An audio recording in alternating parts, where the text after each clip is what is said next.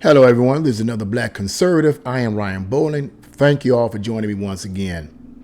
Well, the Cleveland Browns, unfortunately, my home team, of course, unfortunately lost against, I believe, the Philadelphia Eagles Sunday, 21-20. And at one point, they were really ahead. One of my coworkers was telling me, I asked him what was the score, and he's like, yeah, it was like 14 or something like that. Browns were really winning, and I said, well, hold on to your hats. We'll see. Unfortunately, they lost. That's not what I want to talk about today. What I want to talk about in this video is an article that I read where it talks about how that the quarterback, Deshaun, I believe, is being ridiculed by individuals selling T-shirts that are mocking him at the Cleveland Stadium. And it's really kind of rough, but that's not what I want to deal with in this video. What I want to deal with in this video is not the T-shirts that were supposedly mocking this new quarterback, but the response from an official of the Cleveland Browns. And I want you guys to hear what he has to say. So I'm going to read this article. It's a pretty short article, and we're going to analyze it as we go apart, get into it, and then I'm going to give you my commentary. So let's get right into this article. So the title of the article is Cleveland Browns can't ban offensive shirts.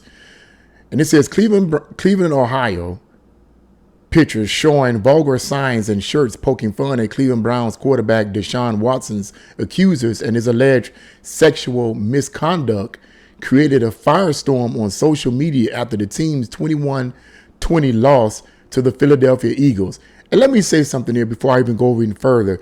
This is one of the things that bothers me about a lot of these football players. And I'm just going to be real with you. I'm just going to be real. And people can say what they want to say. They can criticize me.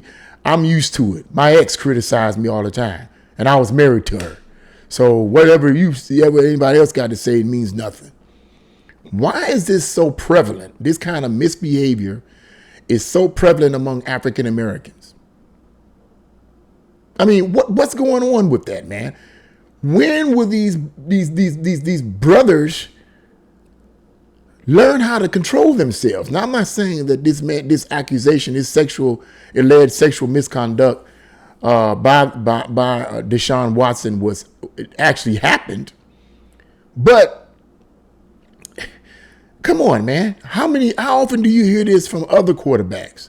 How often do you hear this from other teammates? It's always unfortunate among African Americans.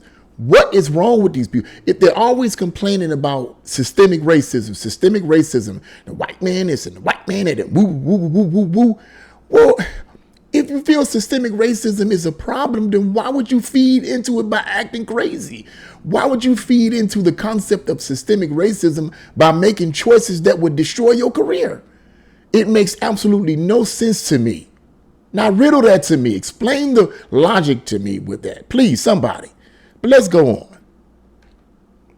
It says some of the comments read, ban this guy from the premises. We don't need this garbage, and that's awful. The Twitter users were reacting to a picture of a man seemingly selling T-shirts outside First Energy Stadium that includes profanity and reads in part, quote, "Give me a massage." And there's a picture of a guy holding a shirt that says, "Give me a massage." Brown shirt, the back of the shoulder, the back of it says, "Give me a massage." Whatever. Another picture showed a man and a young boy holding signs with vulgarity. That picture of that gentleman, and I presume his son, was horrific, said Rob Glickman, managing partner of McCarthy Levitt. The signs and messages offended a lot of people, including Glickman, but from a legal standpoint, he says there's nothing the Browns can do. Now listen to this. Were the Browns simply to ban them, I think they'd be looking at a lawsuit from the ACLU, said Glickman. Because the Browns leased the stadium from the city of Cleveland, and because the city of Cleveland contributed at least $30 million, arguably it's a public space, said Glickman. And it is much harder to prohibit speech objectively or otherwise. For those outraged by these signs, not wanting your kids to see them at games, you have few options. He says, avert your eyes. That's one, said Glickman. I like that. Avert your eyes. That's one, says Glickman. If you don't like what's on the TV or the radio, change the channel. How simplistic is that, right? The other thing you can do if you really want to protest it is don't go to the games. Okay. And that's the end of that article right there. It's pretty straightforward right there. That's the end of that article. But what I wanted to say is simply this. I agree with what he's saying right there. But here's a political catch on that. Of course, I'm going to give a political spin on that. The radical left don't want to do that. If they disagree with anything you say, they want to censor you and ban you. But it seems evident to me that Glickman here, this manager, okay, has sense, because he's like, okay, if you don't like what they just don't watch them. Don't watch the movies. Don't watch it. The best thing to do is to hurt them in the pocketbook. For those that are on the conservative side, the best thing you can do with Disney movies that show this profane nonsense towards our young people, hit them where it hurts most. Yes, Disney is a huge organization, but I guarantee you, if enough people band together and stop watching the movies, it will hurt them where it hurts the most, and that's financial. So I totally agree with this brother here. I totally agree. Look, you don't got to see. Just don't watch the TV shows. Just don't watch the games. Don't watch it. Don't go to the state. Don't watch it. It's pretty simplistic. But the left, on the flip side of that story, the radical left, they don't want to do that. They want to censor everything, which makes you wonder, why would you want to censor somebody's right for free speech? Why would you want to do that? I'll tell you why, and I'll keep saying it. There's an agenda. They don't want you to know the other side. Now, I'm not going to even say the truth. I'm just going to say the other side, because people have their own perceptions of what they think truth is. I believe that those on the conservative side, and what I'm talking about, is true. I believe it's factual. I've studied it. I've analyzed it. I've looked at it. But other people may not perceive it that way. Okay, fine. But at least you know you have options. You have options. You can say, okay, that's true. That's not true. That's true. That's true. That's true. But when other voices are being censored, how would you know to discern? How would you know to make the judgment call? You can't make a judgment call on something that you don't know. In order for you to judge and decipher, the information has to be given to you to judge and decipher. How can you judge, discern, and decipher something when there's nothing to judge and discern and decipher about? Decipher means to separate.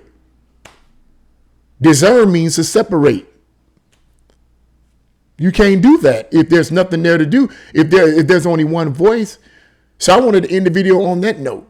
What he's saying is I totally agree with it. You don't have to go to the games. You don't have to go to the stadium. You don't have to watch the games on TV. Don't worry about it. The shirts may have been vulgar. They may have been offensive. But let me say this in the ending of this video. On another concept, rather, is if in fact this quarterback is guilty of this crime of sexual misconduct, then he deserves everything he gets. He deserves to be mocked. He deserves to be put down. Because I'm sick and tired of these celebrities, and I'm sick and tired of African-American sports figures, football players, and all this getting involved in this kind of stuff. I'm tired of it. It's embarrassing. And you deserve what you get if in fact he did these things. If in fact he actually was involved in this act. And that's my words on that. What do you guys think? Leave your comments in the comment section below. Like, share, and subscribe to this channel. God bless you all, and see you again.